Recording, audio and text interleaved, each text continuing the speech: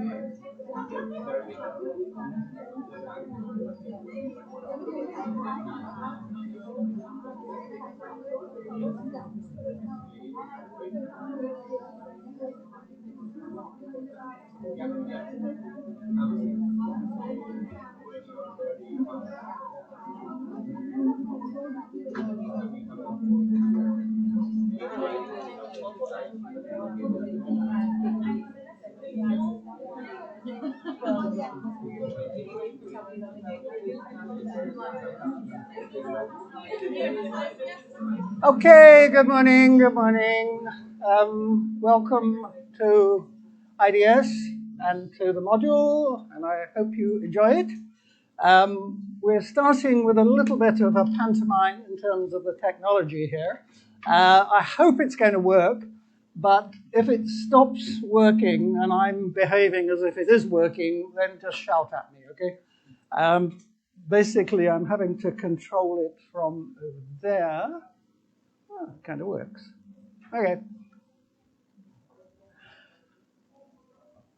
How many of you ever studied at the graduate or postgraduate level broadly political science for at least a year?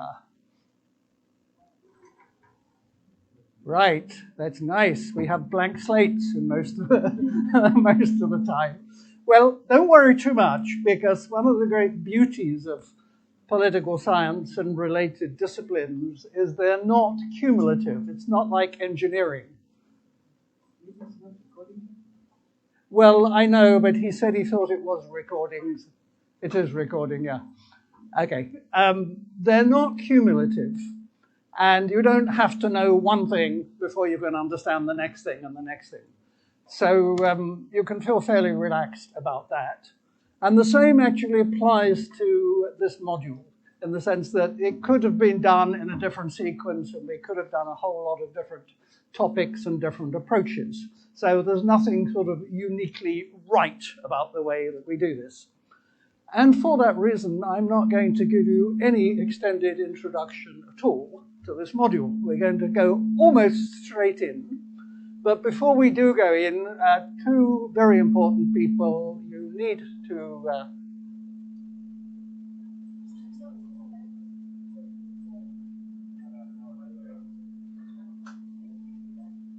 Okay. Oh, it's somewhere else. Right. No, it's me.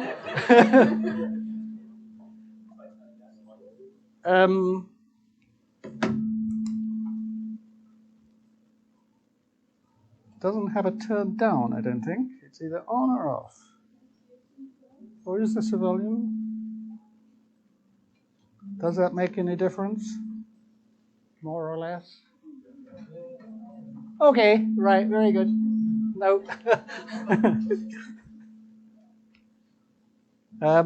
Does that make any difference? Yes. No.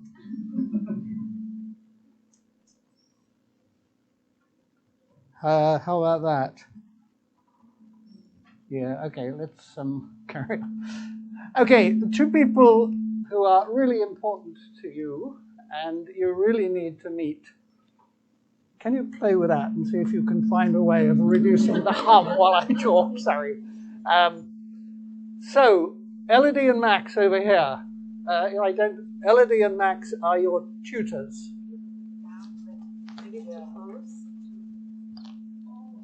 How was that? Any different?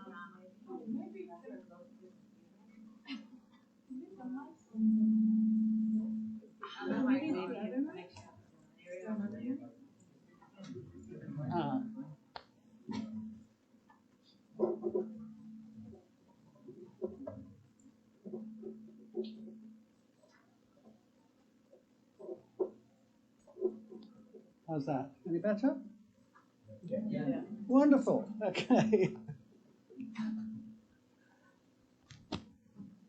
So you will be meeting Elodie and Max later, and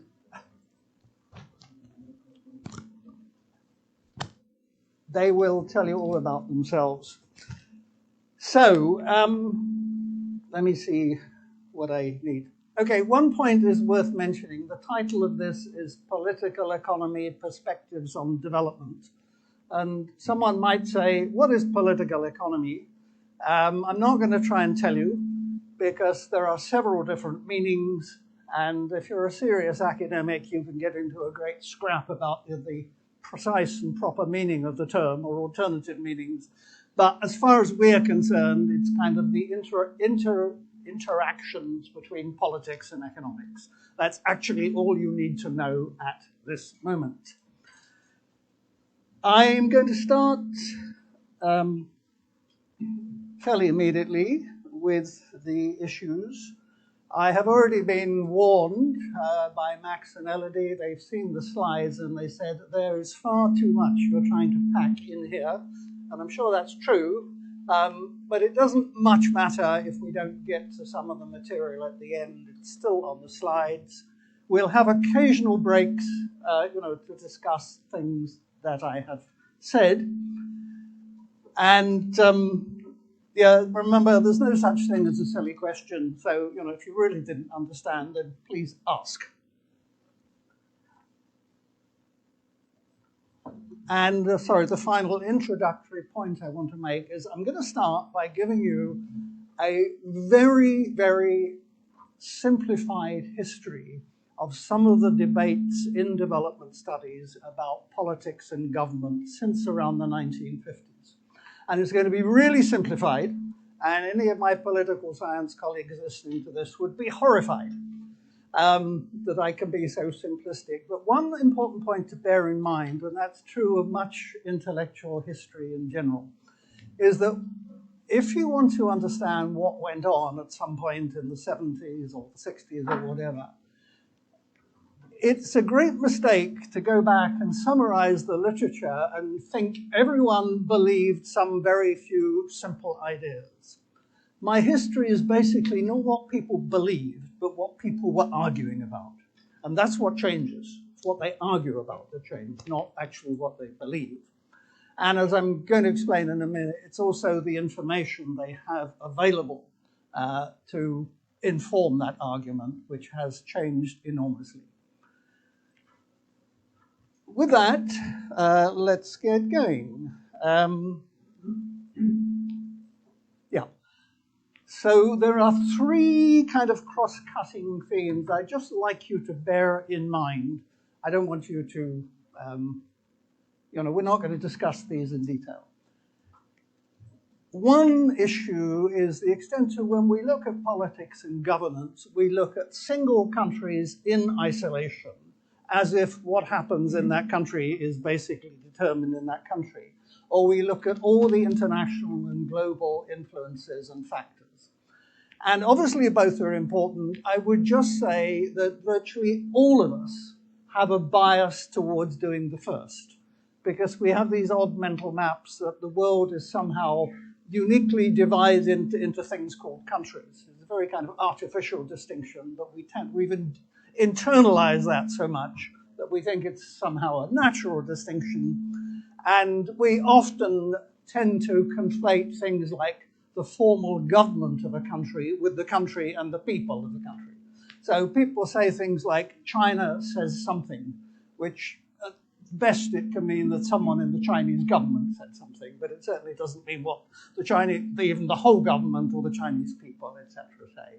So be aware of the bias. The second issue, which we will discuss a little this morning, is the extent to which there are patterns of politics and governance which are fairly distinctive in what we used to call the third world, the global south, or any other term you wish to use for that collection of countries. And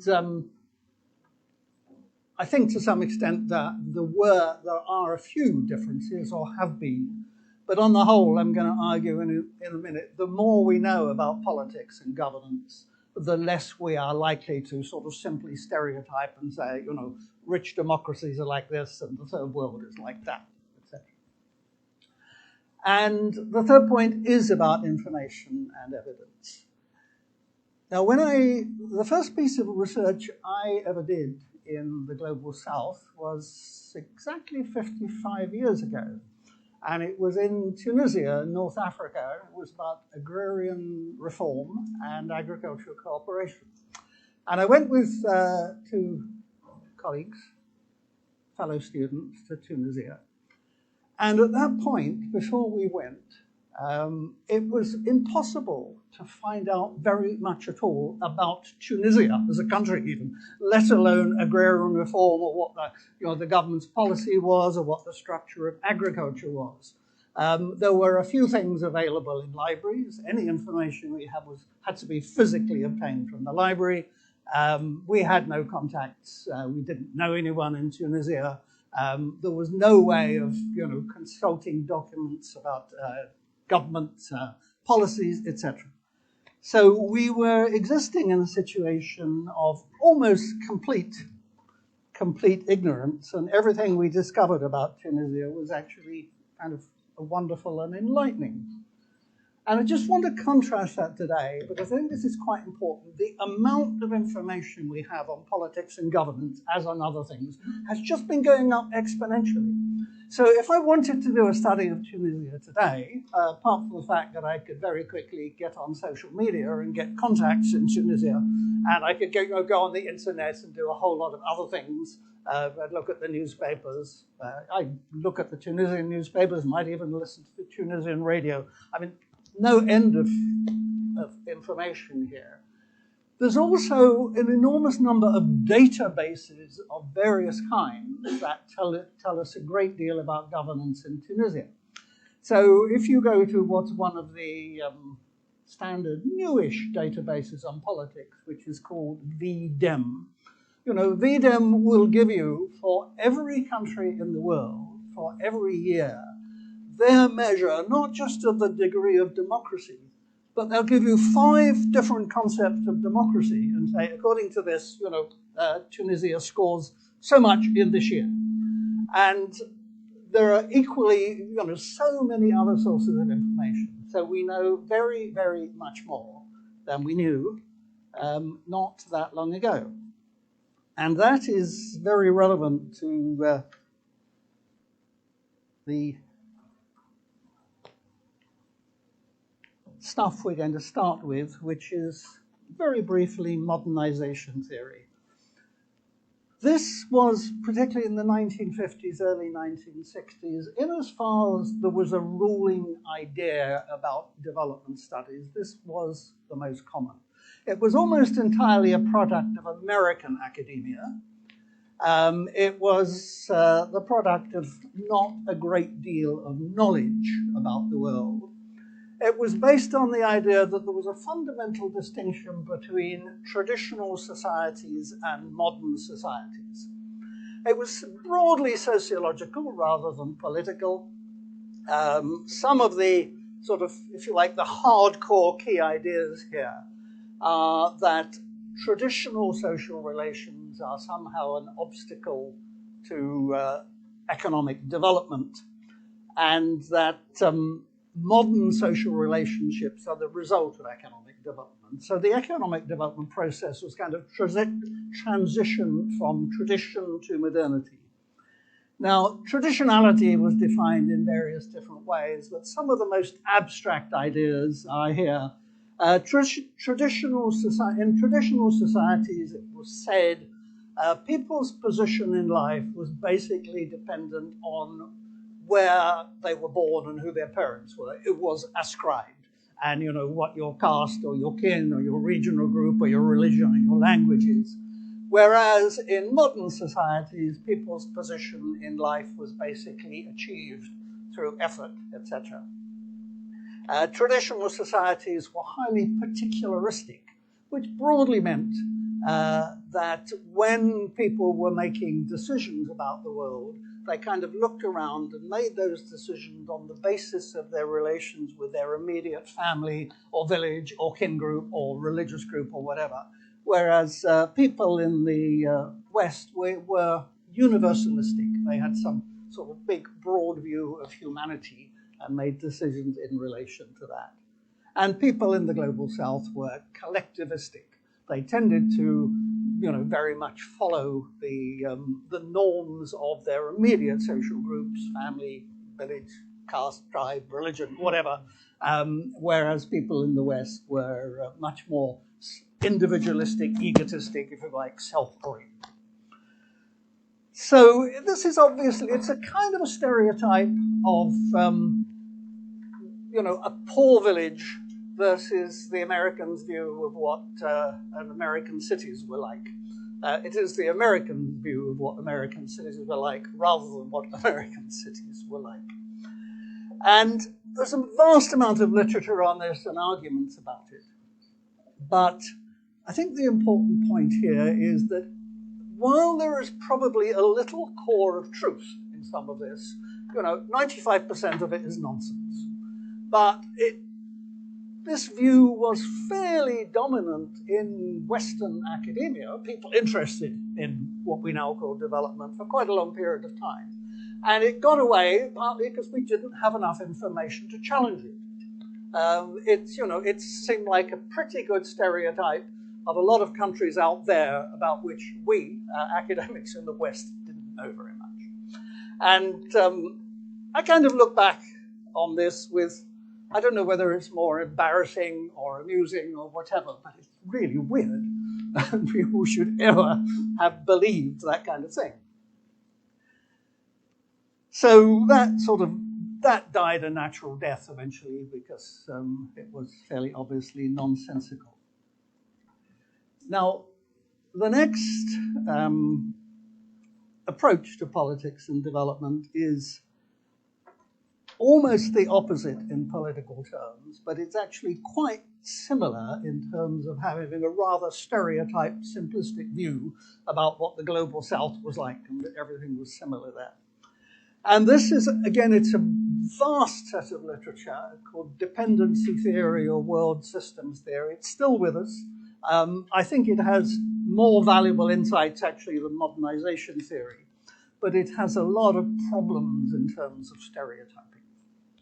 And I've given you, I think the reading was Andre Gunder Frank, The Development of Underdevelopment. And I actually remember reading this for the first time.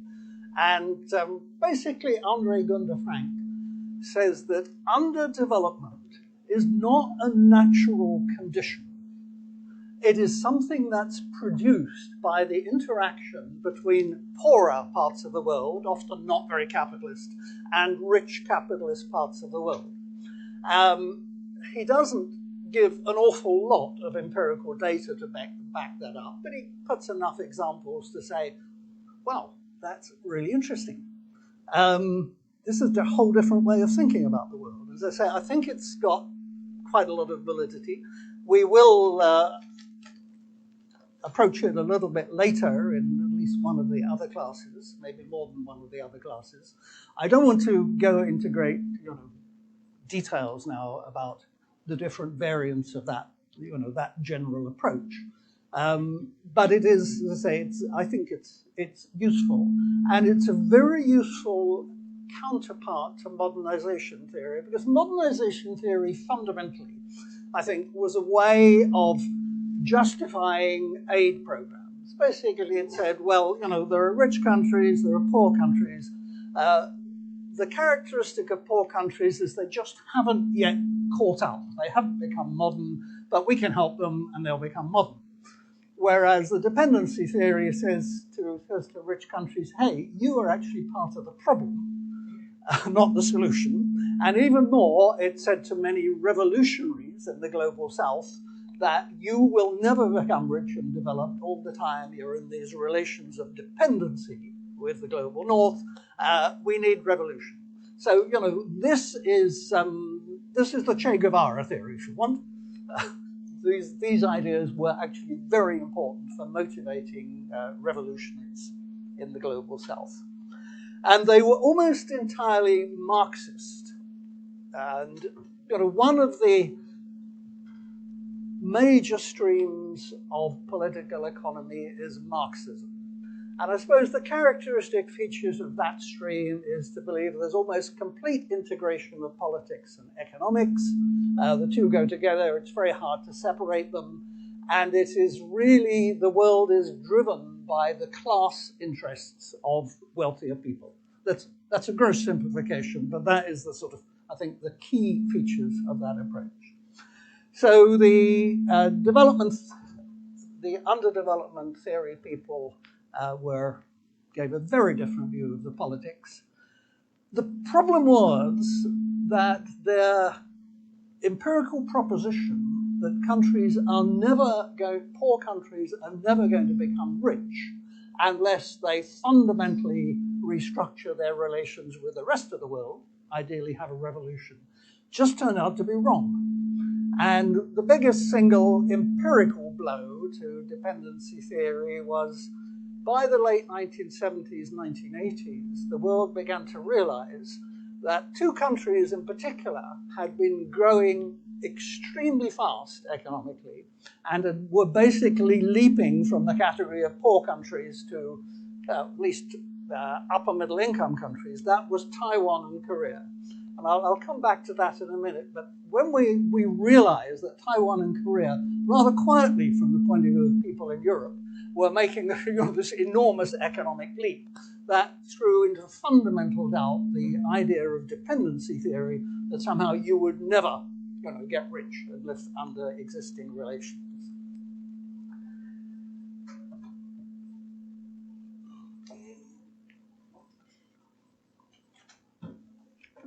I'll just do one more of this little list and then we can stop for questions.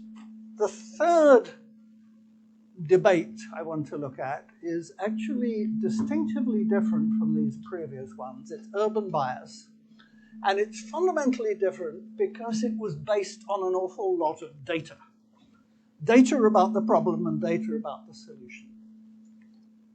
To give you a little summary, I think the first thing I ever read on this was a book published in the early 1960s by a French agronomist working in Africa called René Dumont.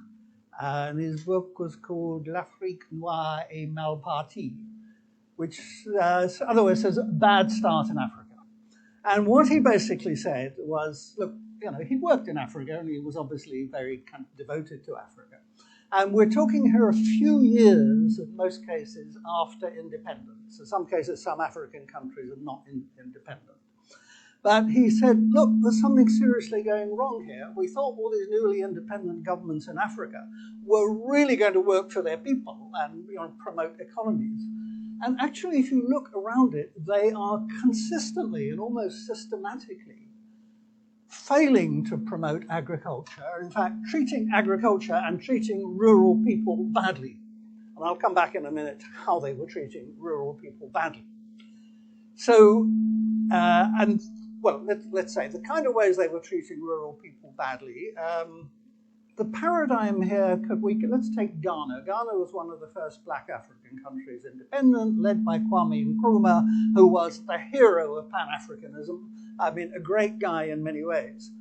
But when it came to economic policy, I mean, he was almost as bad as the current British Prime Minister, Liz Truss.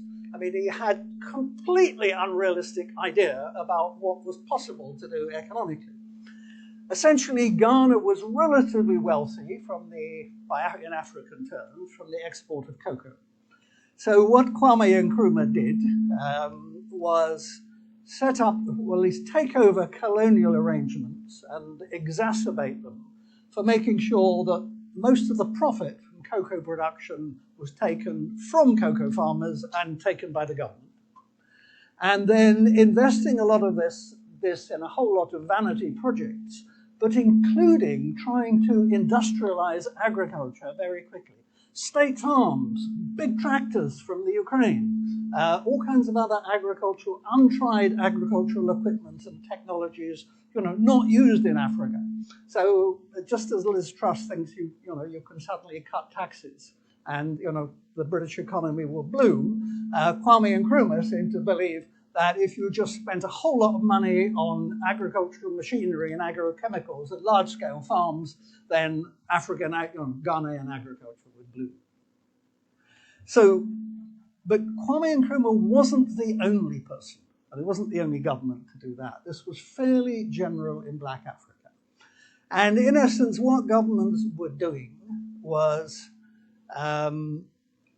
where there were agricultural export crops like cocoa and cotton and coffee and many others, government was basically setting itself up as the monopoly buyer, and it was paying farmers well below what the government could sell these things for on world market prices. So the government was taking a lot of money from farmers. But it was also maintaining what's called an overvalued exchange rate, which for those of you who don't know economics, the key point about an overvalued exchange rate is that it takes money away from exporters, and it is very good for importers, at least those who can get permission, get a document from the central bank saying you're allowed to import. So it benefits those importers who can actually get permission to import, and it punishes exporters. And these two policies together, along with, oddly enough, subsidies to certain agrochemicals, especially fertilizer, were fairly common across not only much of Black Africa, but in fact many other parts of the developing world. So there developed in the 1970s a literature around what came to be called urban bias. And the key point about urban bias is saying, look, the economic policies here are consistently biased against farmers, and especially against small farmers, and they're kind of benefiting people in towns, whether they, government servants, industrial employees, if there is an industry, militaries, people like that, all the kind of more privileged people. Now, this started as an empirical observation, but what we have here on the board is an explanation of this in terms of what I can almost call a model of politics, a way of thinking about politics, and which is called the rational choice paradigm. And this is, of the three approaches to political economy, Marxism is one. The second distinctive one is the rational choice paradigm. And the key feature of the rational choice paradigm is to imagine or theorize or see how far you can get from imagining that when people are doing politics, they're basically behaving in the same way as when they are doing economics. So, simple ideas from economics, people have a certain amount of money in their pocket, they have to decide how much they want to spend on going to the cinema and how much they want to spend on food or something else. And they make, it's assumed, sort of rational decisions. They work out, well, how much is the cinema worth to me? How much is more food worth to me? But it's a kind of pretty slightly cool, calculating kind of approach. And that's the standard assumption in economics of how people go about making decisions. So basically, the rational choice paradigm that was quite popular for some period of time said, well, let's see how far we can get by understanding politics, by thinking basically people are rational individuals. They have certain kinds of political resources, whether that is a vote if they're ordinary people, the capacity to support one political party, etc. Let's see how far we can get in explaining these things by assuming that people and organizations are rational. So this is where we come to this model, and I'm going to go through it to give you the essence of it. And it is necessarily a very simplified model of any economy. No one advocating this said, any economy is exactly like this. But what they said is, if you look, and much of the work on this was done on sub-Saharan Africa, so let's stick to sub-Saharan Africa.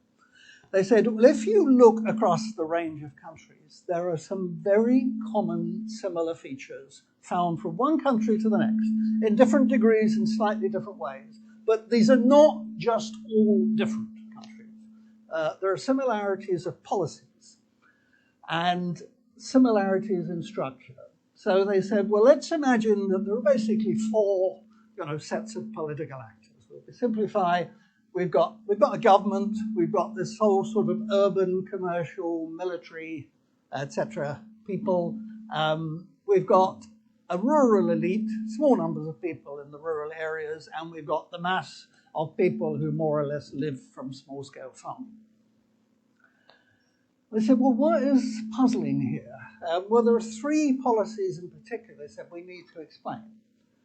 One is that governments were actually, as they do today, putting a lot of money into subsidizing agrochemicals. That's one. Which was slightly in contradiction to the other policies, which are basically anti-agriculture. So the other two policies, which are basically anti-agriculture, are those that I mentioned before. Government monopolizes the marketing of cash crops and pays itself very handsomely for the process, so it takes money away from small farmers. And government maintains this overvalued foreign exchange, which again is a way of taking money from exporters, in this case, mostly small farmers producing cotton, coffee, etc., and giving privileges to people who then get the right to import. So it's a bit of a puzzle, and especially why is government apparently doing two contradictory things? Its big policies are actually, penalizing agriculture, taking money away from agriculture, but at the same time it's subsidizing agrochemicals, especially fertilizer.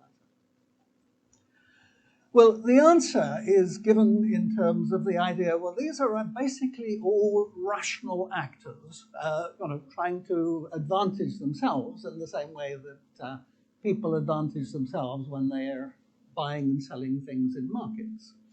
And they're saying, well, let's look at the basic structure of this. All these urban, commercial, military folks have a great advantage when it comes to exercising influence over government, which is that they occupy the capital cities. And they are the people who can organize coups or large-scale strikes or some combination of that to bring governments down. So they have this concentrated power, relatively small number in big cities. They can bring governments down. Small farmers are never going to bring governments down by going out demonstrating because they are too dispersed, etc., and they can easily be controlled militarily. So government has to pay a lot of attention to the interests of this urban bloc, because if they don't, they're in trouble. One element. Second element, as I said, is that small farmers are basically physically dispersed and really politically pretty powerless, and especially at the national level. So you don't have to worry too much about small farmers, organizing and becoming a small farmer movement. You might have to worry a bit about them becoming so disaffected that they lead to, you have local rebellions, etc. But for that, you have a rural elite who can control things. But you need to give the rural elite something because they're also agriculturalists and they're also getting screwed by government policy.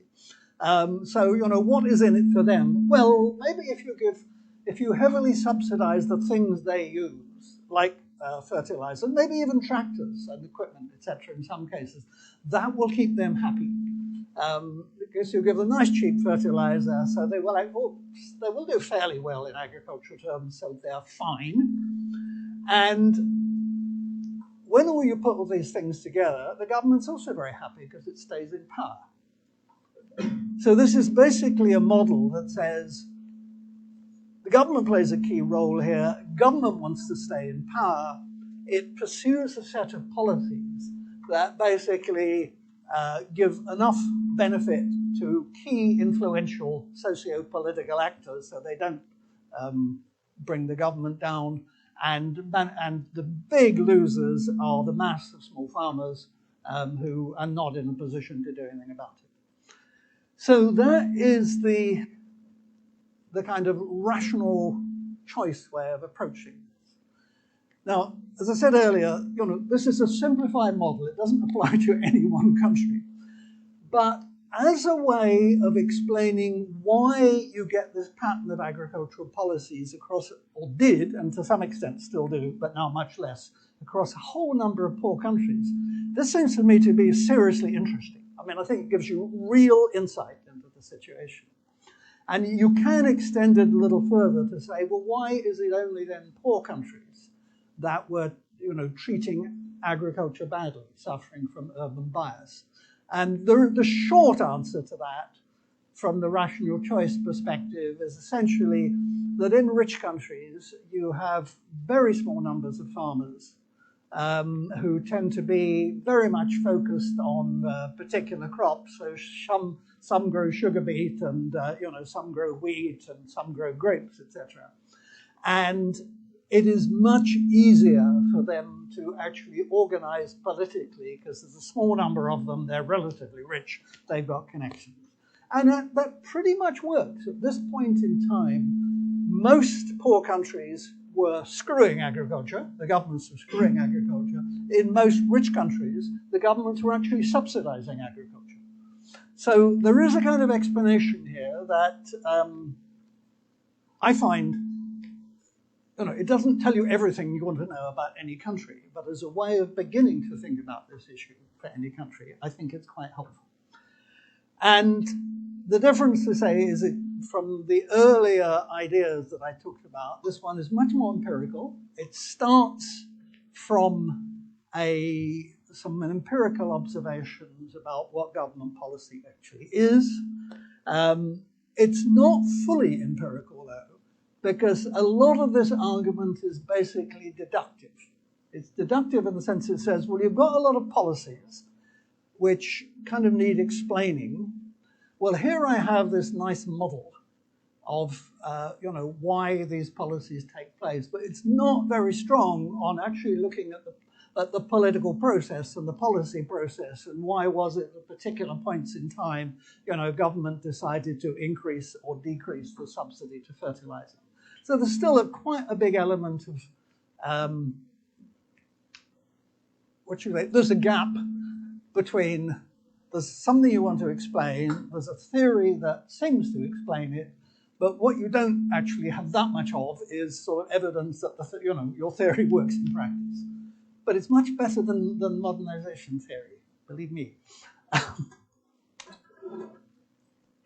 Okay, so questions, comments? Yes. So earlier you mentioned that you can get a lot of data from the VDEM site. But my question is, a lot of the time, for example, with World Bank database, with the IMF databases, there's this element of biasness and sort of promoting their own agenda through their head. So how does one sort of confirm that, say, VDEM in this case is basically more objective than, say, a World Bank database? Is it just equally as susceptible to bias? Yeah, I mean, the VDEM database is run by academic political scientists from Uppsala University, I think, Sweden. Anyway, it's one of the Swedish universities. I mean, it has big advisory groups of academics, and academics are great at scrutinizing each other, especially in academic way, because I mean that if you're a pure academic, I mean, much of your time is spent criticizing other academics. So it's pretty hard to get away with too much bias in this case. So something like VDEM, I mean, there may well be conceptual errors, there may be hidden assumptions and all kinds of things, and there are always problems in measuring abstract concepts. So I'm not saying these data are always perfect, but I would assume that things like the VDEM data are pretty much free of, if you like, organizational self-interest biases. Whereas some other data is, well, it is also a bit biased. I don't actually think the World Bank or the IMF are that bad, because again, they're subject to a lot of scrutiny. But any data you use, you have to look for several possible problems. You know, are the sort of concepts that they're using in some sense biased themselves? Is there a problem in actually getting the precise data you need to measure? You know, are there kind of institutional biases that might creep in? So these things are all important. I mean, I guess from my position, though, if I go back to my experience in Tunisia, I can't quite remember, but you know, when I started in this business, we have these notorious data on GDP that we like to slag off and say it's terrible. You know, GDP per capita, people use it so much, but it's so problematic. Well, you know, I remember when we didn't have GDP figures for many low-income countries, and it was just great. Oh, GDP! I now know how wealthy Ghana is relative to Mali or something. So I probably have a slightly more, if you like, non-skeptical attitude than you do. But the question is right. Yeah.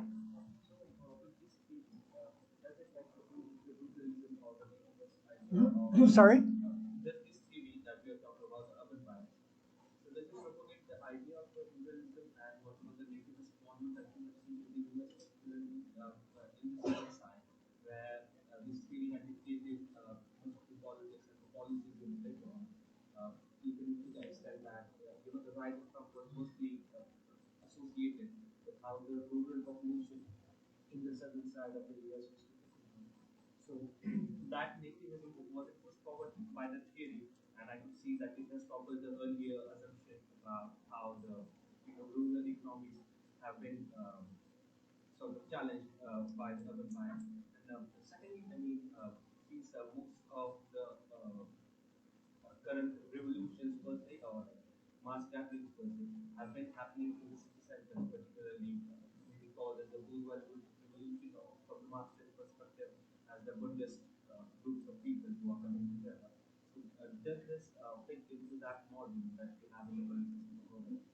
Okay, good questions. And in fact, the thing about that model, that approach to it, was in terms of people's political action, people are bloodless, unemotional calculating machines. Okay? They're just trying to calculate basically how they will be materially better off, what politics they'll do to be materially better off. And one of the reasons why this rational choice theory has not swept the world and remains, it's one of those things that people use, is that people are not like that in reality. And in a sense, in political science, the next wave after rational choice theory was a whole lot of interest in what we now call identity politics. And that's another way of saying that, when people actually get engaged in politics, it's actually, it can be their gender, it can be their religion, it can be their level of education, and so many other things that really make a big difference to how people behave. So that bloodless version of rational choice politics would have nothing to say about nativism, because there are no natives in this. There are just small farmers or big farmers or someone else. That's a kind of short answer to a big question. The government regarding the monopolies of the market of the cash crop is basically somewhere also would be affecting the rural elites because they would be also under the taxation and all those things. Yeah. And I think, if I'm not wrong, it's not about just it is easy to disperse the poor farmers or they will won't affect the government, but also because coming from the colonial mindset, have the taxation of the cash crops and have the income. But even though in current era there are so many international organizations, then my question is, why still these situations still exist in the developing and underdeveloping? Yeah, I mean, I don't know how far they still exist. I don't think they're as bad as they were. These people were writing mainly in the 1970s. It's not as bad, but I think the broad phenomenon of, physically dispersed poor populations with not a lot of means of communicating with one another, and suffering as a result of government economic policy, that's still there. I mean, I think it's a kind of generalization of development. And I think probably the fundamental reasons are just that. Politics is a very competitive business. Putting influence on government is a competitive business. Some of us are actually much better organized to exercise influence on government through voting, lobbying, political financial contributions or whatever. But those who are not, frankly, tend to get screwed. And there are a lot of, poor farmers in the world today, fairly scattered, more remote areas, who are pretty much still suffering from those kinds of problems. It's incidentally not something that people talk about that much these days, for reasons I don't quite understand. But, okay, last question, we'll move on.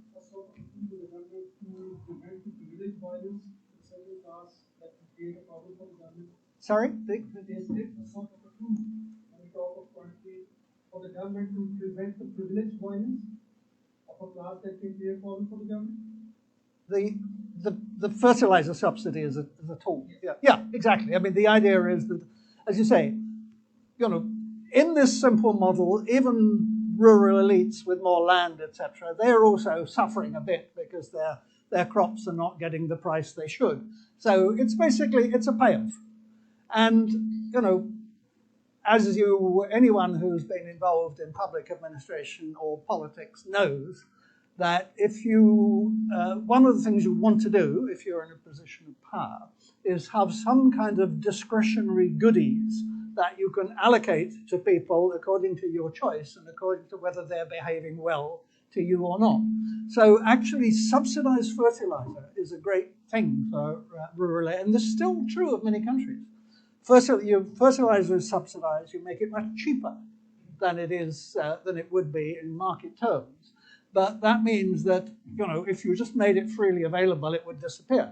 So you start introducing systems of making sure it gets to the people you want it to get to, as opposed to other people. You need a little chit from the agriculture extension officer or something like that. So, I mean, these are very common tools of government.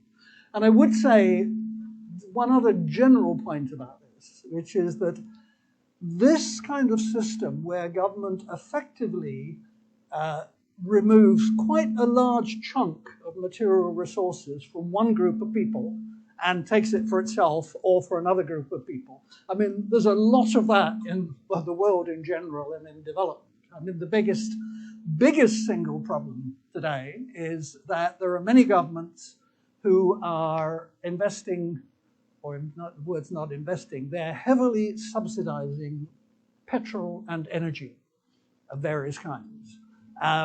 Because it's a tool that they use to keep especially urban people happy.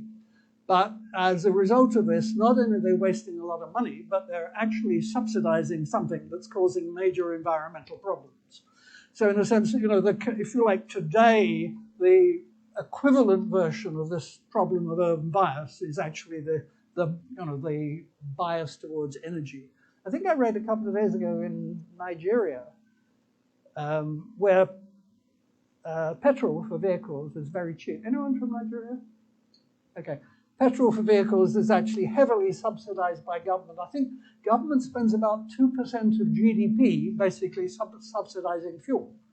And now, it's a big challenge in the country because the money they're supposed to use for finance the capital budget is not that yet. So they directed such money to financing the subsidy for petrol. But in home, there has not been a kind of a database of the marketers. Know who are getting the money. We don't know them. It's just some cartel are getting such money. A lot of money. Yep. It's affecting the budget, friend. Yes, yeah. And in a later class with me, we're going to come back to another variant of this transfer, which is what happens when you have very valuable mining and oil and gas exports and who actually gets to share that. So that will come in a later class. So what I would like to do now is we'll have a break in a little bit, but before we do that, the next kind of thing that people argued about, it's about democracy and authoritarianism and which promotes economic growth. This, I guess, became a bigger and bigger issue over time, particularly in the 1990s. And that was partly because the world changed. If you go back to the 1960s, 1970s, 1980s, the great majority of governments in what we now call the global south were not democratic. The biggest single category would have been military governments, and there were various other sort of autocratic regimes. And that actually changed very substantially in around 1990, at more or less at the same time. No, a little earlier, actually, there was a wave of democracy in Latin America, and then the Iron Curtain fell, and there was a lot of democracy suddenly, or certain kind of democracy in Central and Eastern Europe, and pretty much at that same time, there was a democracy wave in Sub-Saharan Africa. So it's been called the third wave. Suddenly, from global south was dominantly non-democratic, suddenly a majority of governments were at least electoral democracies. So people in development studies started getting really interested in democracy for the first time. And there were lots and lots of arguments about whether democracy was actually good for economic growth. Now, the reason there were arguments, or one of the major reasons there were arguments, comes back to the point I made earlier about the economic growth of Taiwan and Korea. In the 1950s, 60s, 70s, and continuing until the 1990s, these two countries were growing, the economies were growing incredibly fast, 6% a year, which sounds like nothing these days because China sometimes grows faster, but actually at that period of time, few other economies were growing more than about 3% a year. And for 30 years continuously, they grew by an average of 6%. So this was stellar, but they were not democracies. They were kinds of authoritarianism. And I'm going to come back to that in a minute in the next section. But just to make the point here, what you have around 1990 is a kind of, if you like, there's almost a clash in the world. We've got lots of new democracies and people very enthusiastic about democracy, but they hope that democratic governments will promote growth. But there are other people saying, yeah, but look, the countries that have done really well, particularly Taiwan and Korea, but we can throw in Singapore and then later China, to some extent Thailand. They're not democracies at all. So that's why this whole question of whether democracy or authoritarianism is the best way of promoting economic growth really became a subject of an awful lot of interest. And people argued at great lengths. And what I've put up here is some of the most common arguments that people put forward why democracies should be better at promoting economic growth and why authoritarianism should be better. I'm actually not going to go through them because basically it ends up as a draw. you can produce some very coherent arguments why democracy should be better, and you can produce some very coherent arguments why authoritarianism should be better. And the way to resolve this is not to look at the theory, but is actually look at actual experiences. Have democracies or have authoritarian regimes done better? And there, the result is still pretty close to a draw. It's not clear. People have done, basically to do this, you have to get data for a sample of countries over a certain period of time, some democratic, some authoritarian, and see how they performed economically. There are a lot of data issues there about the accuracy of the data. There are a lot of technical econometric issues about how you actually do this estimation.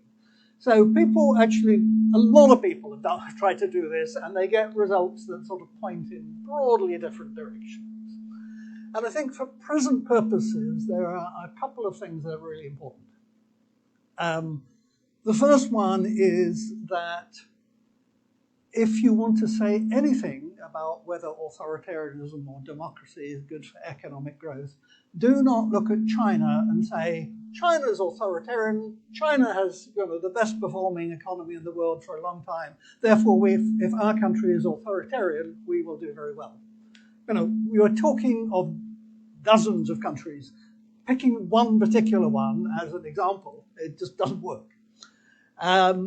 The second thing to say is that in my reading of the statistics, and other people might disagree, I think when it comes to the relation between economic growth and type of regime, the answer is pretty much a draw. It depends which countries you're taking at which point in time. But if you take, rather than economic growth, some concept of promoting human development, you add in things like life expectancy and mortality and all those other things that really matter, then democracies have probably done a bit better on the whole. So I think they have the edge. And you might add to that, of course, these days we're actually less and less interested in economic growth. We want to, we're looking at other things, and including, policies that stop the world frying. We're interested in environmental policies. So there's a little bit of it's a little bit antique looking back, thinking that people were really obsessed with the issues of economic growth. But that's been true of development studies. In the early years, economic growth was thought to be the key issue, and I can understand why it was thought to be the key issue, because again, when I came into this business, if you look at the statistics for the incidence in many low-income countries of absolutely appalling diseases like guinea worm and bilharzia and so many other things, the figures were so much higher than they are today. I mean, they've been brought right down. That a focus on economic growth and therefore material resources that would enable you to improve health made sense.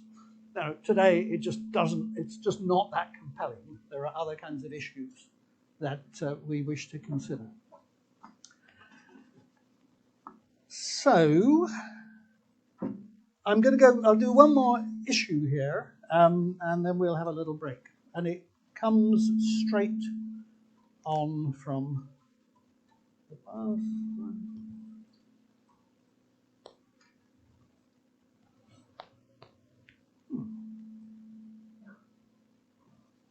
There we are. Developmental states, developmental elites, and neoliberalism. You will do a class on this, and I think week 5 or 6 with Wei Shen. So you will go into the details of this issue, and I'm not going to go into details here. I just want to provide you with a context of that particular debate. And again, we go back to this really, at the time, astounding experience of Taiwan and Korea in terms of economic growth in the 1950s, 1960s, and 1970s. When we first discovered, and when I say we, because I was kind of involved in it, it was kind of astounding that people in Europe, we suddenly realized these two countries in Asia had, done great things in terms of economic growth that we didn't really imagine, because they were sort of quietly over there in East Asia, and we didn't know for a while. And then when we discovered this became a really, really interesting and big issue, why they grew. And they said they were authoritarian. So this seemed to be a rejection of the idea that somehow democracy was key to economic growth. But it came very contentious. And the fundamental the fundamental reason it became contentious was, again, there were a clash of two things going on in the world. On the one hand, in, say, the early 1980s, we suddenly discovered this experience of Taiwan and Korea, fast growth under authoritarian regimes, with quite a lot of government control of markets and market prices. This was not a free market kind of experience. It wasn't just the government saying, the market will rule. But also in the 1980s, we got the beginning of, well, not the beginning, but I mean the moving into the maturity of a whole intellectual trend that we tend to summarize as neoliberalism. Now, neoliberalism has many different meanings, and people in this business often use it as a term of abuse. It's anyone who likes markets, but otherwise I don't like. So, you'll find in development studies, many of my colleagues, you're neoliberal. Very unhelpful.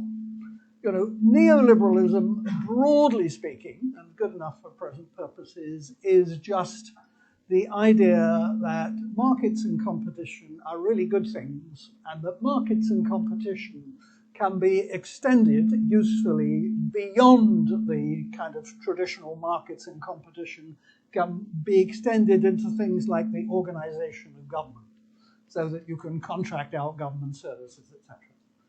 There was a really big, intellectually speaking, especially in the Anglo-American world, and especially in Britain, a very big growth of neoliberal ideology, certainly starting in the 70s, 80s, 90s onwards. It's dead now. Even if Liz Truss is trying to revive it slightly, I mean, it's absolutely dead. So, but this is not a lecture on neoliberalism, but at this point, Reaganism, Thatcherism in Britain, Reaganism in the United States were all particular manifestations of neoliberalism. And the World Bank in particular was quite converted to neoliberalism at that point. And so suddenly you get researchers, and I can remember discussions in this room, World Bank people coming along and making the argument for, markets, etc.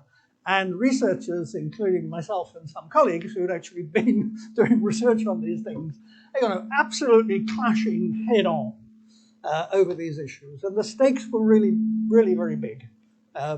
So there was just an awful lot of discussion. And the debate has not gone away.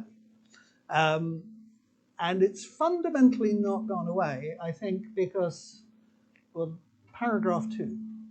Let's go back to what this is about. The key idea behind developmental states is, first is the question, can governments promote economic growth? Well, my answer to that is, of course they can. I mean, you're an idiot to think otherwise. I mean, let's think of the analogy in a class of, you've got 30 primary school students in a class and you've got a teacher. Can the teacher create order? Can the teacher get the pupils to work together? Can the teacher stop the pupils fighting? Can the teacher get them all interested in the particular question about biology? Well, of course, because, teacher is big and has got authority in relation with little people. Governments are big. They've got a lot of resources. They've got a lot of authority.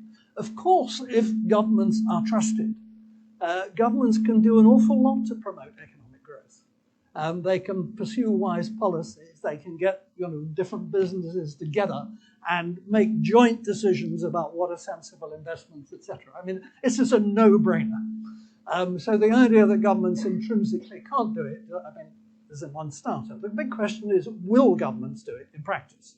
And this comes much more into a question of A, competence, and B, what governments are really there for. Are they there to promote the long-run growth of their economies and the public interest, or are they there to fill their own pockets and those of their friends? So that's where the debate still is, I think. We know it can be done. The means that are used are very, very much from case to case. And to know what is feasible for countries in Africa today, it's probably unlikely that you can do a kind of a quick transfer from what Taiwan was doing in the 1970s. But I don't want to talk about that because, Wei Shen will talk to you about that, and it will get, it gets incredibly complex. Let's take a 10-minute break now, and then we will move on to the next issue.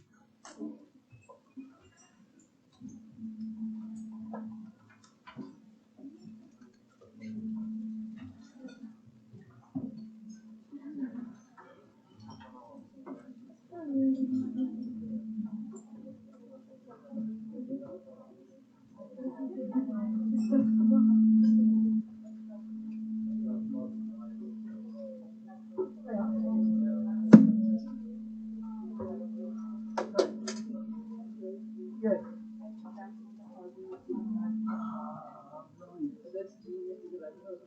Oh, that's a very good point. I think my induction.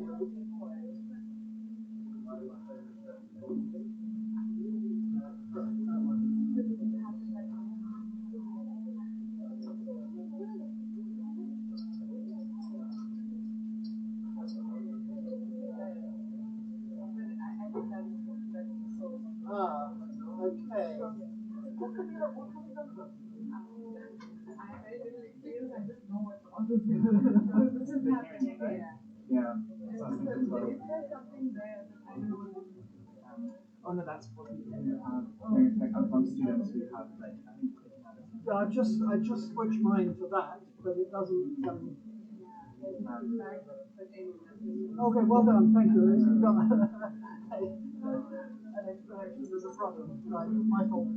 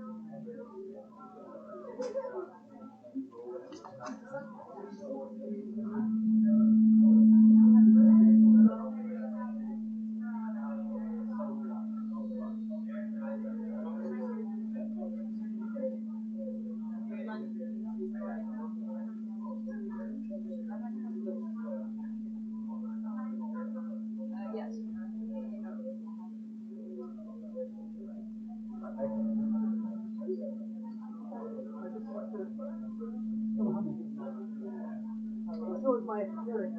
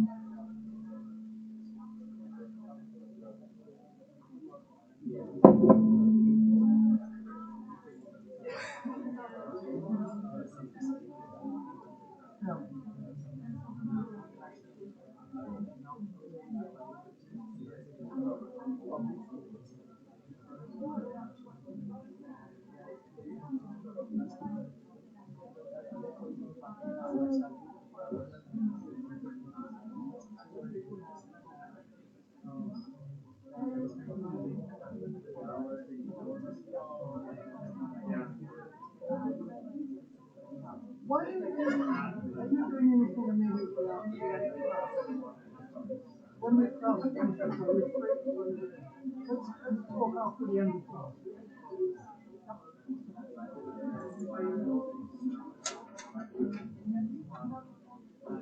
Needs to speak without the time frame if you were projecting that, it's just the amplification really. Yeah, you should still get to do that. I think it's fine. Can I just ask a question here? It's possible, maybe possible, to put an end to this coming, but it needs rebooting the system that will take at least 10 minutes. Should we just go, I mean, is it okay just to go ahead with a coming note? Anyone find it impossible, intolerable? Okay, we'll go ahead with it. Okay, well, no, I'll tell you. It's just stupid, so I'll turn the amplification down. Okay. Yeah, with the microphone on. Well, that's what we thought, because the lights don't come on. But if Max thought something through and the light's supposed to come on but well, it wasn't on, but Max said he thought something was wrong.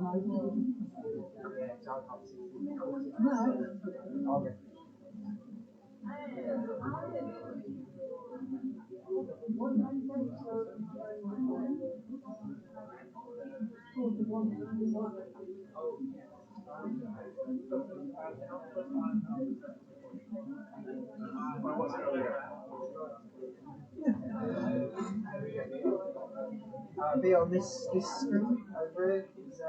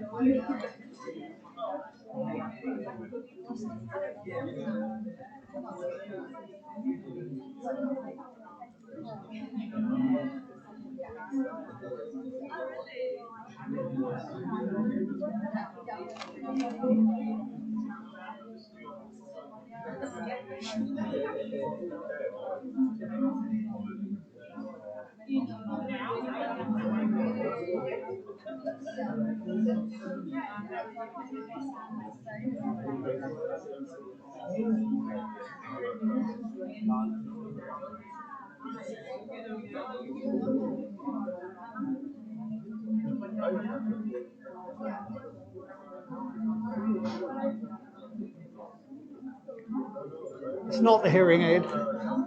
No. So, which is a relief for me because. But anyway, the system probably needs rebooting. I think IDS is not very good at the teaching technology, basically.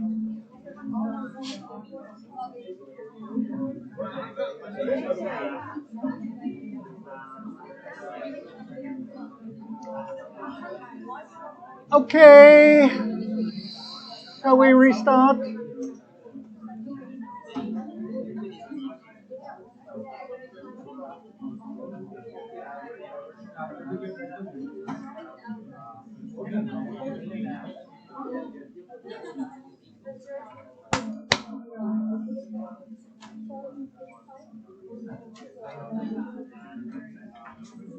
So, if there are issues that we don't get time to discuss today, or related issues you want to discuss, I do have office hours, but even better, you've probably seen that there's going to be an IDS walk on the Downs on Sunday, so there'll be absolutely free tutorials available on any subject if you on Sunday if you wish to come.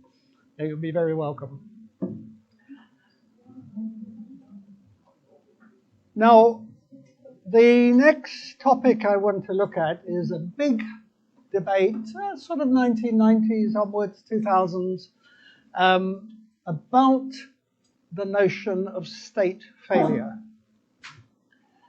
Before we get on to what the debate is, I just want to say a little bit about the concept of a state, because that's something that comes to you, comes a lot. It's one of the common jargon terms we use all the time. We don't quite know what we mean by it, but we kind of get away most of the time. There's enough commonality of what people have in mind that it's not actually that problematic. So here is the definition that probably makes it worse rather than better, because it's full of abstract ideas about what a state actually is. And so, I mean, the fundamental point is we use the term state to refer to a very wide diversity of political organizations. So, some of them are little island states like Barbados, and some of them are, very big states like India, and some of them seem to be sort of terribly well organized and terribly coherent and efficient like Denmark, and some of them barely exist at all and are very fragmented like Lebanon. So, the word state actually refers to empirically a whole lot of different things in the world. So here is a definition. There are plenty of other definitions around. I've highlighted some of the key words. Our general concept of state. This is something fairly permanent and long-term. It's not like government. Governments come and go. Like, British governments, Liz Truss hopefully will be gone in about a month. And maybe at the current rate, the British state will continue as it has for a very long time. It's institutionalized, which is sort of, well, let's not go into the meaning of that, but, it's not a random collection of people doing random things. There are certain ways of doing things and certain organizations that have been there for a long time, and we understand. It kind of has an idea, we have an idea that a state has authority of some kind. It's not like a private corporation. It has all kinds of claims over us to tell us what to do. And we assume that it has a degree of coherence, although how coherent states are is something we'll come back to in a minute. So that's a state.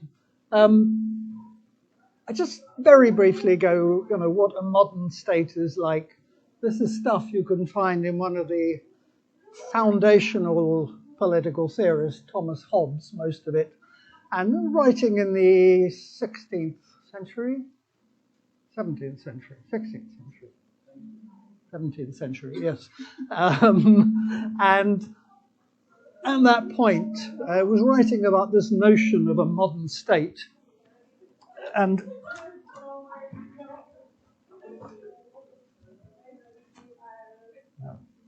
yeah, thank you. From his point of view, the key feature of a modern state at that point was that this wasn't just the private estate of a ruling family or a ruling dynasty. It was, which is what political units on the whole had been assumed to be in Europe before that time. It was something sort of more enduring than that, and that sovereign power was not something that came from heaven or from religion. It was something constructed by human beings below. And at least in Thomas Hobbes' point of view, the way that states were states, the constitution of states should be decided rationally. People should sit around and say, how should we best govern ourselves? So those were the key features of, from Hobbes' point of view, of what a modern state is like. We needn't go into the rest of that there. There's a conception of power that goes along with state capacity. And here I simply want to point out that there are two different, there are quite a few conceptions of power, but there are two common and very important. And one conception of power is that power is basically domination. It's a bad thing. It's power over. And here's the extreme version. This is a Congolese artist who's has a vast number of works about colonial rule, Belgian colonial rule in the Congo, and that is the rawest kind of power. And indeed, there's a pretty accurate description of how the Belgians ruled the Congo in the early days. The other concept, oh, sorry, we went too far.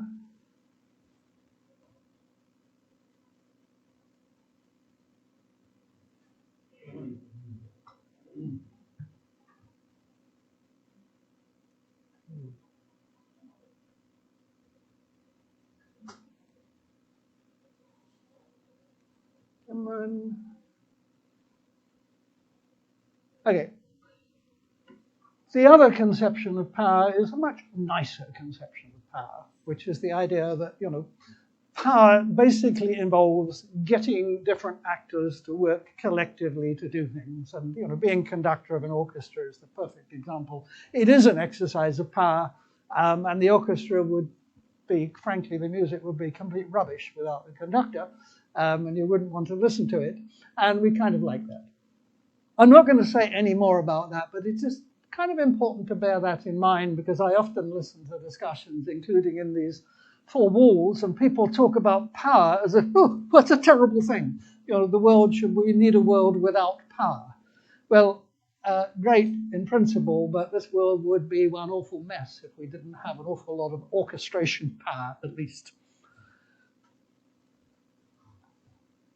So what is state failure? Well, the debate here, what it's not about, it's not saying state failure is just pursuing the wrong policies. So in Britain, we have, the last few days, the government has taken absolutely disastrous economic policies. They're examples of really bad policy making. That is not yet state failure.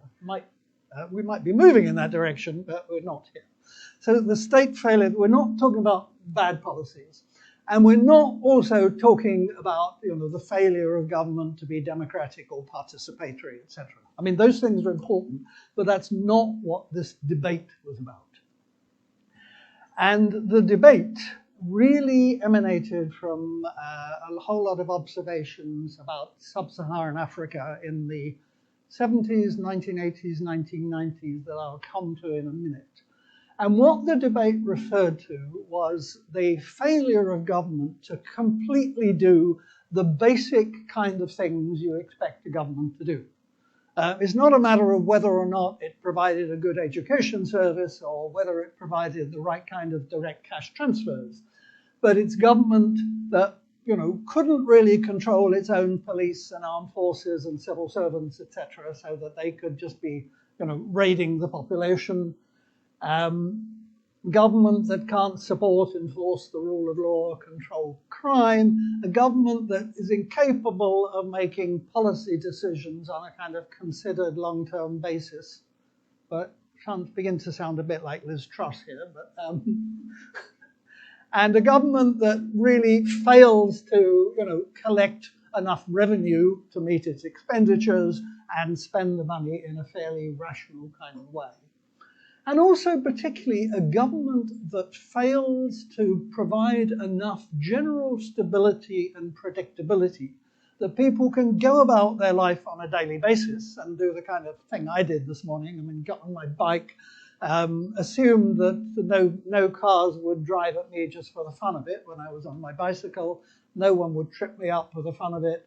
That I would arrive at IDS and I would be allowed in the building, and you knew you had a class and you kind of turn up for class. This is the routines of daily life, which depend ultimately on some trusting that someone up there will make the system work, and that if something goes wrong and people in Brighton, young men in cars suddenly start driving their cars at people in bicycles, someone will do something about it. So state failure is also when governments, are unable to provide that level of assurance that we can kind of get on with our daily life. We don't have to worry about wearing armor, carrying weapons, only going to a government office if we have a personal contact there, because otherwise we know we'll be ignored, etc. So that's what state failure referred to. Oh, sorry, wrong way. And so this issue, we the development business, came to talk about this because of a whole lot of issues that arose mainly in sub-Saharan Africa in the 1980s and onwards. And it generated a whole literature on it, and generated even a course on MA in governance and development at IDS at this point. But it generated a massive literature about the Africa problem, but about governance in general and good governance that I'm not actually going to go on in detail because it was not a great success. In the simplest form, that debate said, Africa and many other parts of the third world are governed badly. They need to start being governed like Western Europe or the United States very quickly, and that will solve the problem. I mean, I'm slightly simplifying, but there's a big core of truth in that. And that was obviously, in retrospect, nonsense. Wasn't obvious at the time, and I have to admit that a lot of my salary for many years was paid by participating in that debate. So I feel this is one I feel slightly guilty about. But what Africa, many countries in Africa ran in the 1980s into serious debt problems. And this was to do with macroeconomic issues in the world, and plus a lot of unwise borrowing, very similar to those that we fear we're going into today. But partly as a result of those debt problems and serious government lack of money, etc., there seemed to be a noticeable increase in the level of state failure as it was written about earlier. And this generated an enormous amount of literature about the Africa problem. And again, looking back on it, this really stereotyped Africa in a very bad way. I mean, yes, there were some serious problems in quite large areas of Africa, but my toes curl when I look at the kind of things academics wrote about governance in Africa, as if there was some fundamental historical cultural problem in Africa about running a modern government, and kind of Africa couldn't do it because of really, really deep historical problems. So again, I don't look back on this. Fortunately, I was never guilty of that particular sin, but I don't look back on that particular debate with a great deal of pride. But it still leaves us with the question of, well, why do some states that seem to be sort of functioning fairly well actually go into state failure? Because it happens. And they sometimes come out again. I don't think we have very good general answers to these issues. So I'm not going to even try and give you the answer. It's just something to be aware of. I'm going to give 3 sort of comments on it. One is to say, why does state failure happen? Might even be the wrong question, because it kind of assumes that a well-functioning state is the normal thing. That's what you can expect. And any deviation from that has to be explained. But there's another way of approaching this and saying that actually constructing effective state authority is a really difficult thing to do, and it involves an awful lot of politics and pain over a long period of time. And maybe we should accept that some states will at some point fail without, needing a very, very strong reason. I mean, well, I won't go into the analogy. So I question the question. There is a whole question about the impact of colonial history and what I call neo-imperialism on this. Is that part of the history? Well, I think it is a little bit of the history. But I'm going to deal with that in a later class called political underdevelopment, so I won't go into that now. And the third thing that I think is just worth pointing out at this moment is a lot of the literature on state failure or state capacity kind of assumes that we all want capable states and that everyone is trying to create capable states. And somehow if we don't get them, then it's a sort of failure of our collective effort. It's worth pointing out that that is a simplification of the world, and almost anywhere in the world you go at any point in time, there is someone who has an interest in states becoming less capable in order that they can get away with whatever they're getting away with. And particularly issues like corruption and raiding state coffers, etc. It's much easier to get away with that if the police are not functioning and the court systems are not functioning, etc. So there's a lot of vested interest in state failure that we just bear in mind. So with that, I'm not going to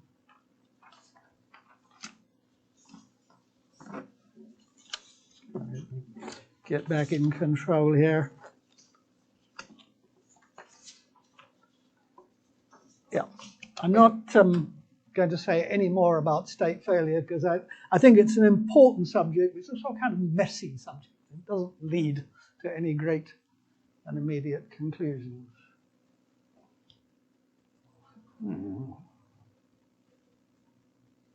Right, I'm now going to shift to the last of 6 questions I was going to ask, or put in front of you, which is the whole question, which is a very contemporary issue, is does China provide somehow a good or better model of governance for many low-income countries than the West? And the point here is that if we go back to this previous debate about good governance and state failure, at that point, international institutions were dominated by the rich democracies, the World Bank, the IMF, all their institutions. And the dominant idea about good governance was somehow be a bit like us, or be a lot like us, the North, which I think was just wrong. It's not that I know what the right answer is, but I think I can detect the wrong answer. And of course, increasingly, people, especially from the global south, look at China and say, well, actually, not only is China doing well, but maybe we can learn things from China. Well, go back to a previous point. The one thing you don't learn is that China is authoritarian. The Chinese economy has grown fast. Therefore, we need to be authoritarian. I mean, it's just a little too simplistic. But I think it is actually worth looking at China. But I just want to frame that debate by the contrast up here between what we actually, about 2 notions of good governance. Generally speaking, I think if you start interrogating yourself or talking to other people about what they mean by good governance, people tend towards one or other of these 2 poles. So most of us, often over the years, I've given little questionnaires in classes, which words do you associate with good governance? And pretty reliably, probably at least 2/3 of the class most of the time, end up on the left-hand side, liberal or liberal democratic. It means that when they think of good governance, they think of words like democracy, accountability, participation, transparency. But it also means more fundamentally that they conceive of the big problem with governments is that governments can have too much power and they can be oppressive. And that a key component of good government is empowering citizens in some way, or in many ways, shall we say. So not just democracy, but other kind of measures like that. And there are some related ideas here. Legitimacy of governments in the liberal democratic view basically comes from governments following the right procedures. So they should be chosen democratically, and then their policies are fine as long as they follow the correct procedures for, reaching their policies and implementing them. And citizenship is thought of as a very kind of individual issue and is associated with rights. On the other side, the more sort of statist authoritarian approach is, it starts off from the idea that one of the possibly the biggest single problem of government is that government is actually going to be too weak to do its basic job of enforcing law and order and proper policies, etc. And the government does need to be powerful because it's got to stop us, plundering, attacking each other. It's got to protect us against outsiders. It's got to coordinate us to make sure we work well together, etc. So from this perspective, good governance means order, security, competence, authority, and legitimacy is more likely to be thought to be the result of basically what you deliver. If government is actually delivering the right things, then it's legitimate. It doesn't matter quite so much how it was constituted, what its procedures are. You deliver, it's fine. And citizenship is especially associated with duties. Now, none of us are probably absolutely, we're not clearly one side or the other side. But we do tend to have kind of choose a side on these things. And this is a very old, and this is nothing new about this. This is a very old kind of interaction debate, just worth bearing in mind, thinking of your own prejudices here.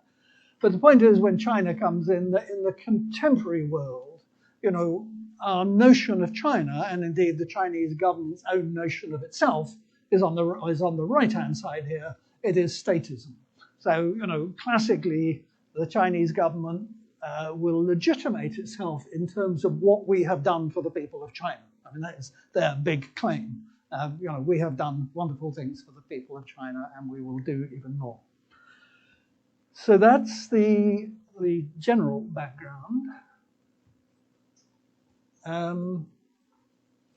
Does China provide a better governance model for low-income countries than the West? I'm not going to give you the answer to that because I don't know the answer. Again, this is just one or two things to think about, and again, we will look at these in more detail. The first thing to bear in mind is that China has a relatively competent state, but there is a long history in East Asia, Korea, Japan, China, Taiwan, etc., of relatively competent states in the sense that I gave earlier. States that have authority, they do collect taxes, they do control the population, tell them what to do. And I mean, that is true of East Asia. It is broadly true in a broadly similar way to Western Europe and some other parts of the world, but it's not true of all parts of the world. So it's clear that a great deal of contemporary Chinese governance is actually not based on either communist ideals or principles or even the Communist Party of China. There's an awful lot of history of Chinese governance that is, you can see in the contemporary world. Wei Shen, who's going to talk about developmental states, is a great guy to talk about that. Wei is Chinese, so he's very aware of these things. So, the historical context matters. It doesn't make a lot of sense if you come from a part of the world which doesn't have a long tradition of large effective states to think that you can just kind of create one very quickly. Secondly, as I said earlier, okay, China's authoritarian economy grew fast, but that doesn't actually tell you anything, because statistically authoritarian regimes don't grow fast. Doesn't mean anything. There's an enormous disagreement, or range of disagreements, about China, how China is actually governed. I mean, that's the most interesting thing. And it's really difficult to get at if you're not a Chinese scholar. But, China is very big. It's very diverse. It's not always particularly transparent because of the nature of the regime. We often actually don't know what goes on. But it's also dynamic. The way that China is governed changes over time. And the way that President Xi has been governing for the last close to 10 years is significantly different from the previous person. So we have to be very careful about picking up something about China and saying, oh yes, here we are, the Chinese do it this way, that's the solution. We have a long history in development studies of picking from the East in particular. In the 1980s, when the Japanese economy was growing particularly fast, along with Taiwan and Korea, there was a lot of sort of picking, oh look, the Taiwanese do it this way, the Japanese do it that way, South Koreans do it that way, we should do it like this. These things tend not to be, I can't actually remember a book published on this by someone. This is when much of the economic success of East Asia was to do with the early stages of microelectronics.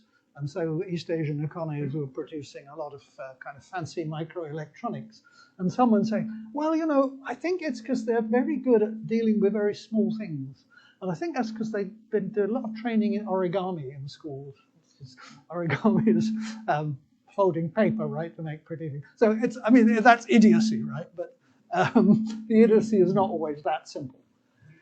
So, but I think there are some quite useful lessons to learn from China. And I'm not even going to, at this moment, we can at some later stage summarize what they might be, but I'm just going to refer you to the Rothstein reading if you want to follow this out. And at this moment, let me just say the final class of this module is currently empty. We haven't decided what we're going to do in it. So there are various options, including following up issues in which you're more interested. We don't need to make decisions for some time yet. But just bear in mind, if there are things you want to cover in more detail, we might be able to do those in the later sessions. So we're getting near the end. I'm just referring you here to one of the readings, the review by Robert Wade of the book on the narrow corridor. He reviews a book that has just come out recently by two distinguished American political scientists that claims to give you the solution to the question of why some countries develop, which is basically they become prosperous. And also with a lot of liberty. So this is the big question behind everything we've been discussing. Why do some countries become rich and also with relatively benign governments? Well, I don't think we have an answer to that. It doesn't stop people writing big books to tell you what the exact answer is. I could probably get you several dozen from my bookshelves that have been produced over the years, and they just fade away. Robert Wade does a very good job of explaining, critiquing this recent work, which basically says the key to economic growth is to get the right balance between state and society. So it's a matter of balance, which is an idea that's intuitively quite appealing to many of us. And indeed, that my earlier that invites the idea that the solution is a matter of balance. So these guys write the book and they're very erudite. They cover large areas of history in a whole lot of different countries, and they say this is the conclusion. You've got to get the balance right. And Robert Wade basically says, well, it's all great stuff. It's a great read. I enjoyed it enormously. But they did not tell you how you actually measure these things, and therefore how you know whether you've got balance at any moment. I mean, what you're doing is having this, this great idea in your head of what the answer is, and then you're projecting it onto the reality. And people keep doing that. So the warning here is not warning about all academics, but beware of those who think they suddenly have the answer to things that other people have been worrying about endlessly for a long time. There's still a lot that we don't know. And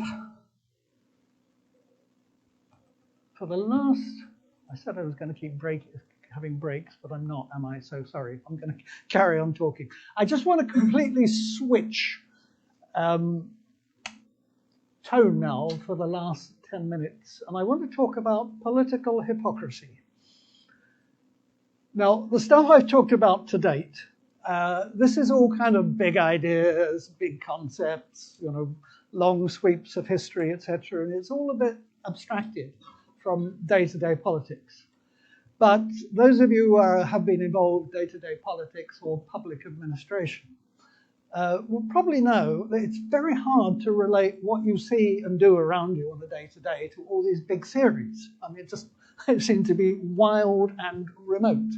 And it is indeed hard to connect them, and I'm not going to connect them. But I think it's also important to try to have a reasonable understanding of what goes on politics on a day-to-day basis. And I'm trying to give you here one concept or idea, which is political hypocrisy, or in fact, two concepts, performative governance, that I find is really helpful in giving us some insight in what happens on a day-to-day basis. And it refers, there's a long tradition, although not a very strong, but there's a long tradition in political science of basically saying modern states have an ambition that is way beyond their capacity. And the gap between their ambition and their actual capacity leads to a lot of behavior that is in some ways quite consistent, we can understand. So what's a modern state? Well, here's the image of the modern state. This is what anyone who runs a modern state, but also an organization, if you go and talk to our director and talk to her about ideas, she'll give you the same impression of our organization, because that's what you have to do if you're in power anywhere. You have to give the impression that you really are in power, you're really in control, you know what you're doing. You're not doing this for yourself, you're doing this for other people. So that's what modern states and politicians and people who run companies and institutes of development studies and NGOs and everything else, they do this all the time. So, what are we like? Well, we're strong, we're coherent, we're coordinated, we're purposive, we're doing something, to improve the world. We're beneficent, rational, logical, ordered, intelligent, informed, and fair.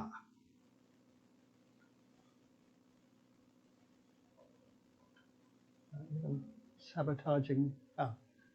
Here. Well, they're not. Governments are basically most of the time preoccupied with quite short-term tasks, like keeping in power and protecting their own interests, whether their own interests are kind of trying to promote the profits of the companies that are supporting them, filling their own Swiss bank accounts, or whatever. It's the immediate interests. They want to keep a few key supporters and groups happy most of the time, because there tend to be a few key supporters and groups, whether it's the military or big companies or trades unions, that could really threaten them. So there's some people they have to pay really close attention to, and the rest of us they don't worry about. And they always want to control the political agenda so that they can appear competent. They want to make the news headlines. It's a standard story. You don't let someone else make the news headlines. You are the person who says what the story is today, what the issues are. So that's what they're obsessed with.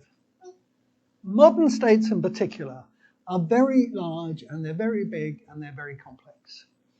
No government actually controls the states over which they nominally control. They just don't have the capacity.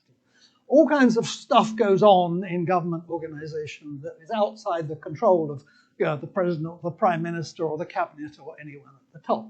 And it's not always bad, not always good, but they really don't control that. And ruling, and also whether you're in charge of government or even being a politician, can be incredibly stressful activities, because basically you are living a lie all the time. You're pretending to do what you're not actually doing.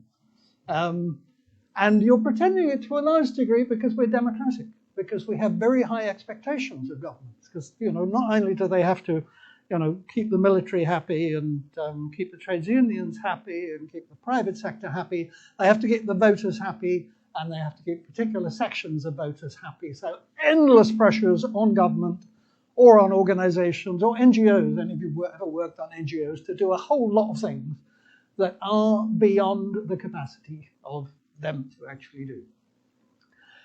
So what do we get as a result? Well, I'm referring to the reading here by Brunson, which is called Organizational Hypocrisy. And if you did read it, you probably thought, what on earth has this got to do with what we're talking about? Well, it's not the only thing written on this topic. There's another reading on performative governance in China by Ding, which is in the reading list you could also look at, which is in the same territory. The Brunson argument, it's a particular argument I think is useful. It's referring to organizations rather than individual politicians. And he says, well, if you look at organizations, they do three things. First, that they talk, which is they say what we're here for. We're the Institute of Development Studies. We're here to promote the, I can't remember what IDS is supposed to, well, it's a much better world, where everyone loves one another, etc. And, we do lots of good things for that, and we're very good to young people from the third world, blah, blah, blah, great talk. And then we take decisions. So we've decided that in future we're going to cooperate much more with researchers from developing countries and going to give them more facilities, etc. So that's a decision. So well, talk is fine, talk is cheap, decisions are cheap. What you need to look at is the actions, what they actually do. And it's a very kind of simple idea, right? Talk, decisions, action. But I find it very useful because I think if you apply this to governments, organizations, you can see it's not just kind of randomness and it's not random bad behavior. I think it's very important here not to think it's not because people in power are worse people than the rest of us, or that they're not more hypocritical than the rest of us. It's just that being in power forces you to talk in a certain way that is different from the way you actually behave. Lots of promises which much of the time you might even believe in when you first make them, but you can't actually deliver on them. So there is no conclusion here, except that when you critique governments, and God knows you should critique them because, frankly, they are mostly awful in the world. Therefore, both governments and intergovernmental organizations perform far below what we need. And if the world does actually come to a very nasty end soon, it will be because of failures of governments. It's not that we face, technical problems that are going to bring, or scientific problems that are going to bring the world to an end. It's because we're incapable of organizing ourselves. So it's a big issue, but when you see governments failing, just kind of bear in mind, well, I understand why she's doing that, because, she is in a position of impossible pressures of various kinds. And that's, I think, is the that is the takeaway. So there are a couple of there are some more slides there that are actually about the concept of governance. But as I thought, we're not going to get to them today, and it actually doesn't matter that much. We can discuss that at a later stage. We're more or less we've got about a minute. Quick comments, questions? Would you agree with the statement that essentially hypocrisy in organizations arises essentially from the fact that people are terrified of the phrase "I do not know"? It's not so much people, but it's people in positions of authority do not know. Because if you say, I do not know, unless it refers to some very small specific thing, if you're the boss, my prime minister, head of my organization or whatever, I expect you to know, because that's why you're there. And if I think you don't know about something fundamental, if Liz Truss came today and said, oh my God, the economy is in a mess, I don't know what to do about it. I mean, not only would I be terrified, but all the financial markets would go absolutely haywire. I mean, my pension fund would disappear through the floor tomorrow. So it's the people in charge not knowing and saying they don't know. I mean, there is a very high premium here on pretending that you do know, and not just that you know how to solve. You know what the problem is, but you know how to solve it. That's, I think, is the key issue. Yeah. Organizational hypocrisy. Can we correlate it with being diplomatic or diplomacy? It's a very good question. And the two, I mean, they slide into one another. This is not something that is, it's not immediately obvious. If I were in charge of your organization and I were doing my normal thing of telling you kind of how great we are and what we're going to do or something, to some degree, I'm just being diplomatic. I'm presenting things in a nice way. And after all, part of the point of diplomacy is to prevent people getting upset and angry. I mean, that's what a lot of diplomacy is about in the normal sense. You present things in a way that minimizes the risk of people getting upset and angry and conflict or, getting an adverse reaction. So it's certainly in the same kind of territory, I think. Are these two completely different concepts, or are these overlapping depending on the situation? Yeah, I mean, they're very overlapping, and that is one of the issues. I'm going to tell you a very brief story. There's another whole concept of performative politics, and the Ding article on China talks about performative governance. Now, I had a few months ago, I was talking to a friend of mine who teaches politics in a quite distinguished British university, and we somehow got onto organizational hypocrisy, etc. No, she teaches a course on performative governance. And I was talking to her about the course, and I said, well, what about the stuff on organizational hypocrisy? And she'd never heard of it, which is interesting because academics are kind of like that. So if you Google performative governance, you'll see there are some courses about this, and it's saying pretty much the same thing as organizational hypocrisy, except organizational hypocrisy, the people who write a bit more about words, speech, and performative governance is a bit more about the visual element of it. So they overlap. But I think the answer in both cases is that we have a very vague concept, which is slightly helping us understand a very complex reality. But it's not that one is distinctly different from the other. I mean, they just emerge in different contexts, and they're sort of referring to the same thing. I mean, there's a general point in political science. Don't take many of our concepts too seriously as if they have very clear definitions and very clear boundaries. They don't. They're just ways of sort of signaling, I think, something is kind of important over there. Yep. Quickly, what are your thoughts on the idea that organizational hypocrisy is kind of, it was mentioned in the reading that it was necessary for keeping states stable, society stable. I'm interested to hear your thoughts on that because I think that while that's true, and you mentioned about the pension fund and how Liz Truss said something like that, it would go crazy in the short term. But I also think that there's perhaps an argument to be made that organizational hypocrisy might lead to more long-term,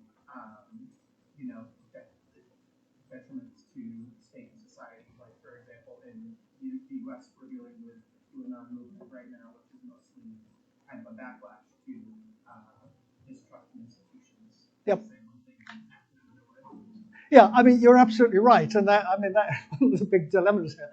I mean, to some degree, I think organizational hypocrisy or performative governance is inevitable. But we can't let the bastards get away with saying it forever. You know, I mean, if someone is, Yolani. So Yolani's from Sri Lanka. So we had a president of, or ruling clique in Sri Lanka not many months ago, who were A, robbing the country blind, B, got the country into very deep debt crisis, and C, denied that there was a crisis at all. Don't worry, we'll find the money to repay the debts. I mean, they did enormous damage to the country. That was a kind of organizational hypocrisy. Every time asked, but you know, you've got to pay $10 billion on July the 1st. Oh, don't worry, we'll get the money, no problem. You can't let them get away with that kind of thing, so you have to critique them and try and keep them accountable. But I'm not trying to make an argument for being, as it were, endlessly tolerant. I guess the argument is that to some extent, you know, a little bit of organizational hypocrisy is probably inevitable. Maybe you don't try and pick leaders up on every little thing they say that is obviously not quite right or quite true. Yolani.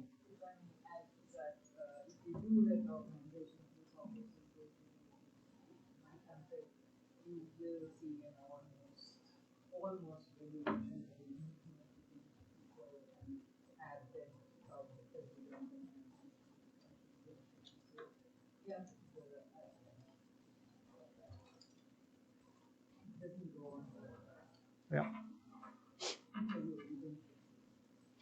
And if you want to know more about the Sri Lankan case, Yolani and I are giving a seminar, but not till January, I think. So you can find out more about it then. Okay, we should probably stop now. We don't want to carry on too long. I did, as I kind of expected, I talked too much. Sorry. No big problem there. And anything to say about tutorial? Okay.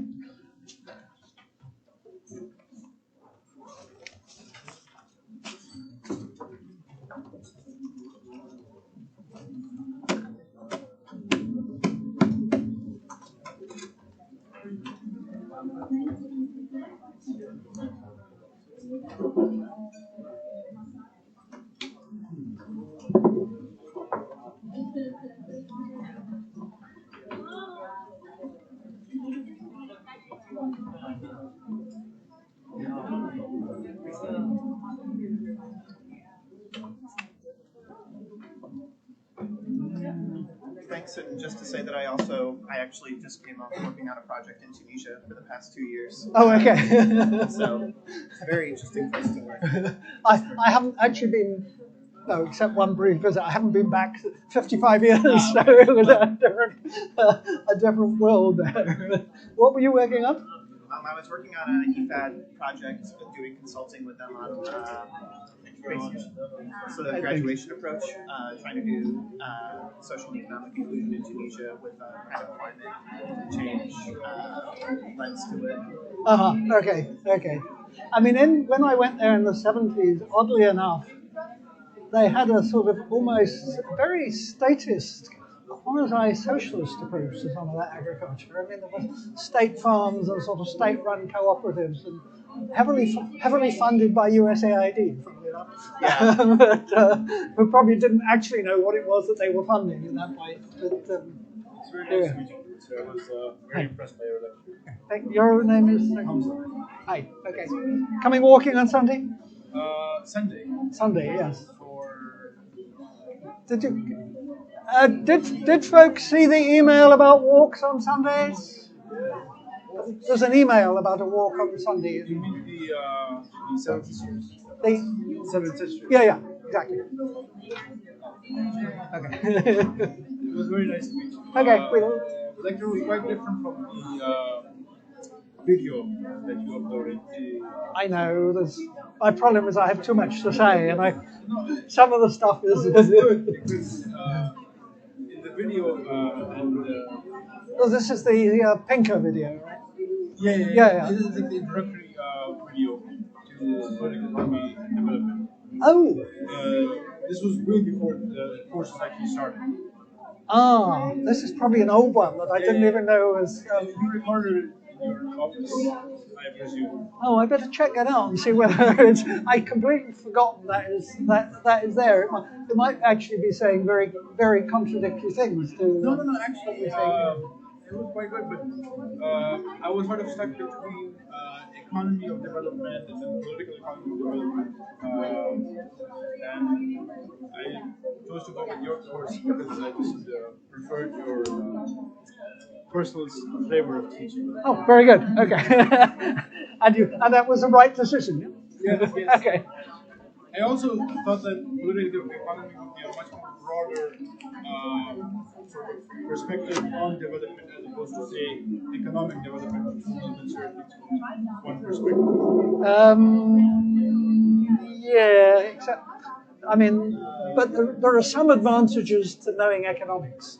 And have you done economics? You haven't. A little bit in my Yeah. bachelor's. I mean, I wouldn't kind of make a case for one thing or the other, but I mean, there are some advantages to understanding economics. But anyway, you made the choice now, so you're stuck with it. Hey. Can I ask a bit of a unrelated question? We have this Brindle and Thomas reading for making public policy, and our intro essay is on that. And Oh yes, is there a third world mode of policy making? is that reading there just to see whether we will criticize it, or is it like there like I mean I get some of the points like the information one. I can completely relate. Definitely, like Sri Lanka has little information, no information, information that you can't access even if the government is, putting it together. But then this idea that policy elites have this massive, kind of. Partial meeting with you. Lunch, quarter past 12. Okay, very good. In the cafeteria. Excellent. See you there. Policy elites have this massive hold on developing countries, kind of implies that that is not the same thing with Western industrial societies. Yeah. I mean, it's not really true, is it? I mean, yes, I understand that institutions have a bigger role in industrialized society, sure. Because they're stronger, solidified, I guess. Yeah. I mean, if I used to use that as a reading, so if you'd asked me 10 years ago, or certainly 20 years ago, I probably would have said, it's a pretty old piece now, I probably would have said, yeah, I think it's got quite a lot of truth. I'm not far from I mean, there are two empirical things. One is what we know about policy making in the global south. There's still a lot we don't know, and it's very diverse. I mean, Barbados and Iran, I mean, what's the similarity? But the other thing is, I think it's pretty true that there has been a real reversion of policy making, I mean, in the US, certainly, and Britain. So the stereotype of stuff being relatively good in the West is very dodgy at the moment. So, I mean, I would be very reluctant personally to endorse almost anything that said today politics or policy is distinctly different, North versus global South. Anything I can read on that, because I was sort of doing like random Google scholar searches, but I was just trying to figure out to back up my claim. I mean, the best. I can't think of a single. I mean, okay. The two countries that are most at issue here are Britain and, in terms of regression, are Britain and the US. The issues in Britain are basically governments increasingly ignoring other institutions, and this mini budget was the classic case. Governments are supposed to go to the Office of Budget Responsibility to get an evaluation of their budget plans before a budget. They bypass this by calling it a mini budget, making it actually bigger decisions